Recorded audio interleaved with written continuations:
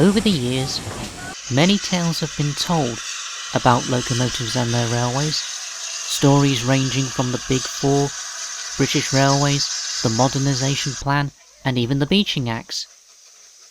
As time goes on, they are told by generations both young and old.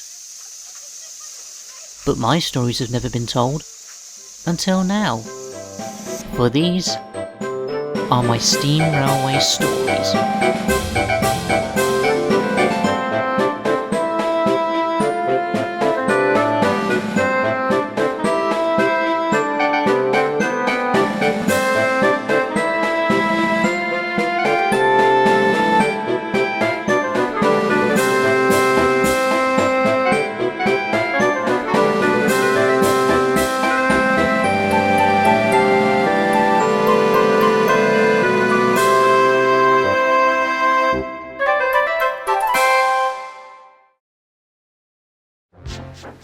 There were a lot of rolling stock on the Forest Light Railway. There were open-top trucks, vent wagons, flatbeds, brake vans, and passenger coaches. Passengers are a railway's coal and water, and they help keep the railway going due to the popularity for the railway. All the coaches are fitted with an emergency cable. Passengers can use it to sound the alarm and stop the train, but only in an emergency. One evening, Mr. Harris came to see the engines in the sheds. Good evening, everyone. I've got some news I need to tell you all. A new engine has arrived today and will be helping out with the extra work on the line. She'll be working with you lot, so I expect you all to make her feel welcome. Yes, sir. What's her name, sir? Her name is Alice.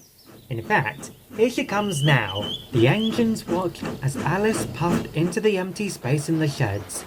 She was a Great Western small pannier tank with black paint, red and white lining, and a British Railways crest on her tanks. She looked very smart.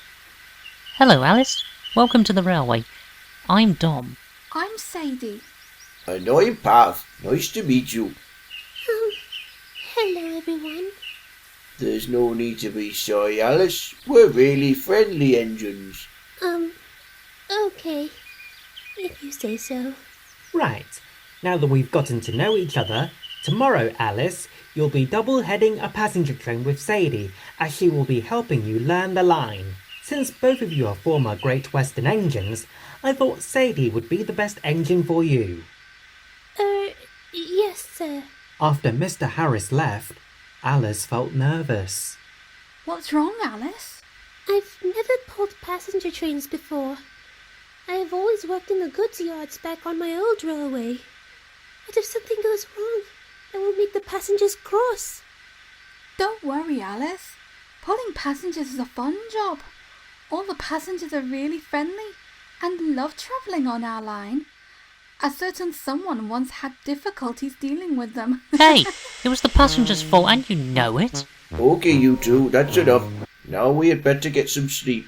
Alice might be tired from her journey and needs to be ready for her first day tomorrow. And the engines all went to sleep. The next morning, Alice and Sadie arrived at Apple Green Junction as their passengers climbed on board the coaches. As they waited, a Fowler Ginty came up alongside.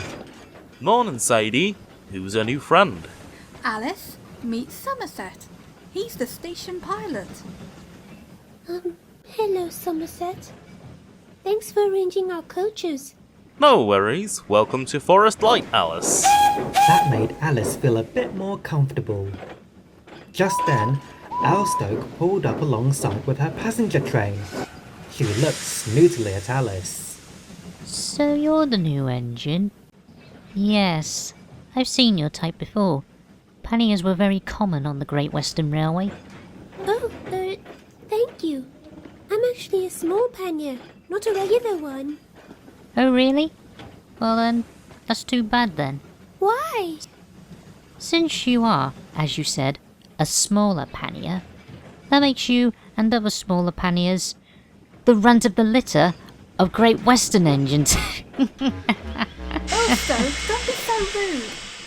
Alice may be smaller than her bigger predecessors, but she's still a steam engine like you and me.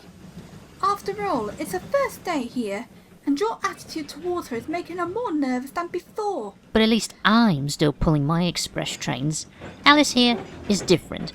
More likely her shyness will not only cause trouble, but a big embarrassment to the whole railway. Mark my words. Take no notice, Alice. I know you'll do a good job here. Just believe in yourself. Thanks, Sadie. Is Earlstroke always like that? I'm afraid so. Erstoke is rather self-centered, but she always gets what's coming to her when she goes too far.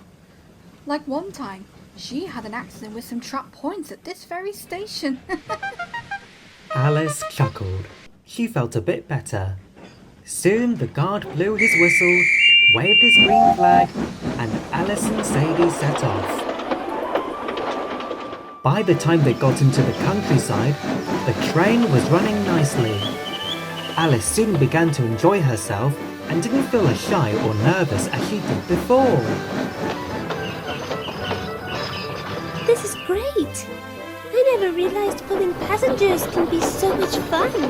It is, Alice. I sometimes wonder why Dom doesn't like pulling passengers. I always thought it was because of the coaches. Suddenly, there was a strange noise and the coaches had their brakes applied. What's happened? Someone must have pulled the emergency cable. The guard went to see what the matter was. He then came up to the engines looking very cross. It turns out two boys who were twins tried to scare their younger sister by pulling the cable to stop the train. They were hoping we would stop sharply so she would fly out of her seat. Oh, honestly, playing a trick isn't an emergency. Exactly. Some common sense needs to go into those kids. Now we're going to be late. Oh dear. I just hope we don't encounter Earlstroke about this. Unfortunately for them, Earlstoke had to wait for her passengers, and the delay made her late too. Alice and Sadie pulled in, feeling very tired and cross.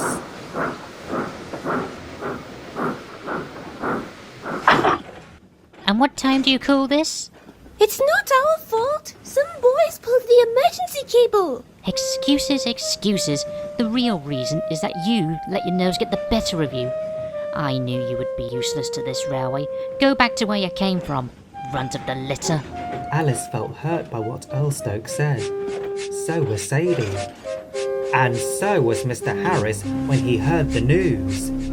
The emergency cable must only and only be pulled when there's a genuine emergency. That stunt you pulled could have hurt someone. Sorry, sir. Yeah, sorry, sir. I'm very sorry for what they did, Mr. Harris. Me too. I'll make sure that they are dealt with. Very well, but this incident will result in a fine for improper use. The parents were cross with the boys for causing trouble, which resulted in paying a fine. But at least they made sure their children would learn their lesson. Alice still felt awful for what happened. Later that evening, Mr. Harris came to see her and Sadie. Alice, I'm sorry for what happened on your first run.